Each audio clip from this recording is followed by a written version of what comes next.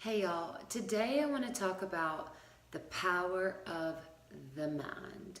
I would say that it's highly likely that if you really think something is possible, you will actually find tangible evidence that it's real. That's the way the enemy works. If you have a fear of something, or if you're thinking something, or maybe a thought pops in your head that's bad, and you're like, I don't know, and then all of a sudden here's the clue, there's a few pieces that are validating that that's true. Oh no, that thought must be real because this is the evidence, and evidence always back up the real situation. But here, if you step back a little bit and get out of all that who done it's the enemy.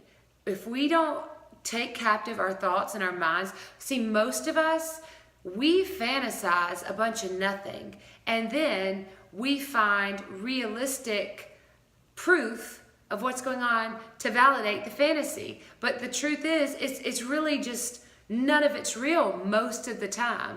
I mean, there's gut instincts. There are certain situations where there's really things going on, but a lot of it, you guys, is simply fears and lies of the enemy and whispers trying to get you worked up, and then trying to use any vessel that he can use to validate those things, so that you're just in a spiraling insecure web that you can't get out of. And so knowing God's love and God's power and what God says and what God thinks and how you're supposed to think will help you to not be the person that just thinks this thought and then looks for all the reasons to find out why it's really real. You'll be the person that says, no, power, life, and death is in the tongue. I can speak out truth. I stand on the promises of God. I will not give in to fear, because God has not given me a spirit of fear, but power, love, and a sound mind. I have a sound mind. I have self-control. I have discipline. I don't have to be over here thinking things over and over again, and just putting my brain on this hamster wheel and essentially wasting all my energy. Do you know what it does, you guys? It wastes your energy. It spins you dry, so that there's nothing left to do what God's actually called you to do, because you spend all your time and energy worried about nothing, right? So, in order not to do that, we are called to be sober-minded. We are called to think on things above, to focus on things above. Seek first the kingdom. If you have something you're worried about, or a thought or a fear, you give it to God and you say, Lord, this is what I bring to you. This is what I fear.